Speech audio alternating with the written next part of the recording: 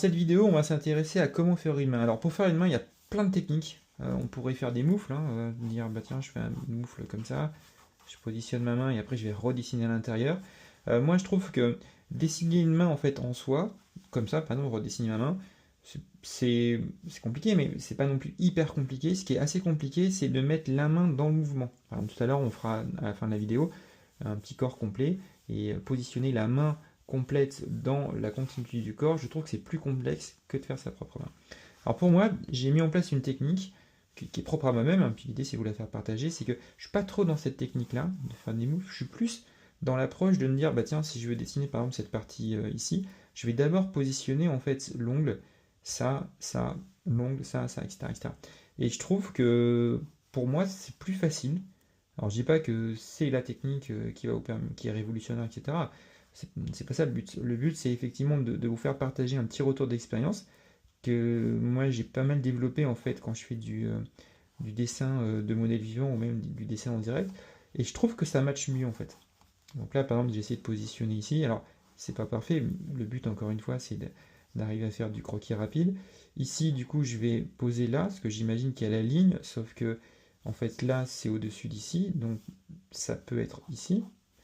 Et encore une fois, j'aime bien venir poser ces parties-là. Alors, on est peut-être à l'envers de la façon de dessiner, mais moi je trouve que de mon côté, ça matche mieux, et en fait, je vais beaucoup plus vite, et surtout, je gagne de l'assurance en fait dans la main, parce qu'en construisant cette partie ici, j'arrive à déjà voir ce qui se passe. Alors là, par exemple, on a ce pli-là, que je peux venir rajouter, et là, si je vois bien, ça monte, ça descend, ça monte, ça descend.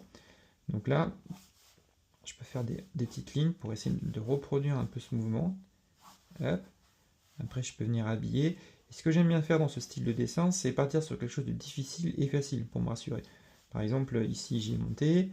Là, du coup, on est ici. C'est un peu plus dur. J'ai un point qui est là. Du coup, je peux venir me positionner là. Hop. Voilà. Là, ce pli-là, il est légèrement au-dessus de celui-ci. Donc là, je peux venir mettre ici. Là, du coup, l'ongle, bah, il commence en fait à peu près ici. Alors, on peut même imaginer une petite ligne, hein. Si j'ai une ligne, je vois que bah, je suis un peu comme ça. Donc, c'est-à-dire que je serai légèrement de biais. Et donc, l'ongle peut commencer en fait ici. Alors, attention à toujours garder les proportions qu'on a là. Donc, c'est un peu de cette manière-là que je m'habitue en fait à construire en fait la main. Et moi, je vois, encore une fois, je vois que pour moi, ça matche bien. Alors, ce qui va être intéressant, après, une fois qu'on a mis ça, c'est de venir, bien sûr, retravailler sa main pour avoir quelque chose de plus propre. Donc là, en fait, si on est parti sur un trait très léger au départ, que ce soit au crayon de papier ou au bic, bah après, on peut venir là retravailler pour avoir quelque chose de mieux. On peut aussi mettre des hachures. Alors, moi, ce que j'aime bien faire, c'est faire des fois des petits mouvements dans ce sens-là pour montrer qu'il y a du volume, en fait, montrer que la main, en fait ça tourne.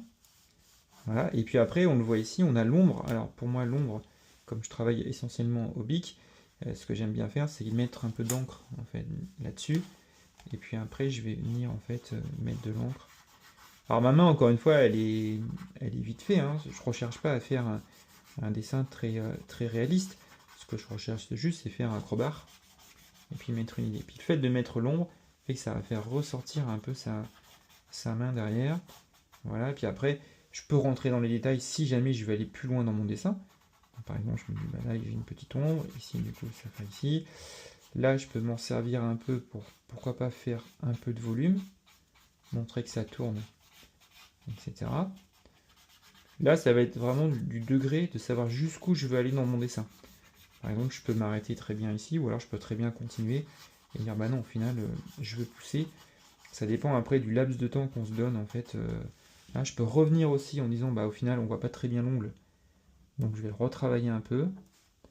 Ici c'est fort, ici c'est léger. Encore une fois, on est dans l'esprit du croquis, hein. Le but de mes vidéos, c'est de vous montrer qu'on peut dessiner, on va dire, rapidement, en quelques minutes, et arriver à un résultat satisfaisant. Alors maintenant, un point qui est pour moi un peu plus compliqué, c'est de se dire, je vais essayer de faire la main dans le corps humain en fait. Donc par exemple là, je fais très vite un petit croquis. Voilà. Donc là, je sais pas, on va mettre quelqu'un qui est comme ça. Donc là, on a compris qu'il y avait la tête, ici il y a un bras, et puis ici il y a la main. Alors, ce qui est dur au final, c'est de mettre la main. La main, il faut qu'elle soit pas trop petite, pas trop grande par rapport en fait au visage. Donc moi, pour le coup, c'est vrai que là, autant, soit je dessine, je mets les repères, mais c'est vrai que je préfère quand même ici mettre, dessiner très léger un mouvement de la main, parce qu'en fait, on a tendance à faire des mains un peu plus petites. Donc là, par exemple, je me dis, la taille, elle peut me convenir. Et à partir de là, alors là, c'est difficile parce que j'ai pas de repère, en fait, je dessine un peu au hasard. Et ben, je vais m'amuser, en fait, à dessiner ma main. Donc, on va dire qu'elle est comme ça, par exemple, comme ça, voilà. Et là, je vais la dessiner. Et encore une fois, au moins, je respecte une proportion. Ensuite, je vais rajouter les éléments qui sont longs. Je sais qu'ici, alors je fais un peu de tête, il y a un pli, et je sais qu'ici, il y a un pli. Voilà. Et là, je suis arrivé à poser mon croquis, ou du moins j'ai... Parce que la main, elle donne quand même une expression dans son dessin.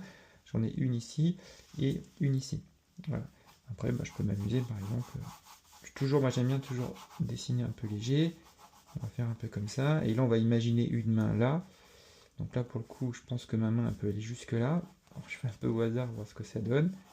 Voilà, au moins j'ai déjà mis ma position de ma main. Et même si on se trompe au final, si sa main est déjà bien proportionnée, bon, on a une tendance et ça peut matcher. Donc entraînez-vous à essayer de reproduire en fait votre main comme je l'ai fait un petit peu ici dans ce schéma. Et puis après, essayez de comprendre à comment on positionne la main dans le corps complet, dans un mouvement, afin de donner effectivement à la fois une émotion et puis essayer d'arriver à faire ses mains parce que c'est vrai que c'est pas facile et on a du blocage. Et ben continuez à regarder un petit peu cette vidéo. Vous avez ma chaîne où je fais pas mal de petits tutos dans ce style-là, toujours dans l'esprit non pas de faire des super dessins, mais de faire des dessins rapidement et puis essayer un petit peu de démocratiser un petit peu de l'acte de dessiner.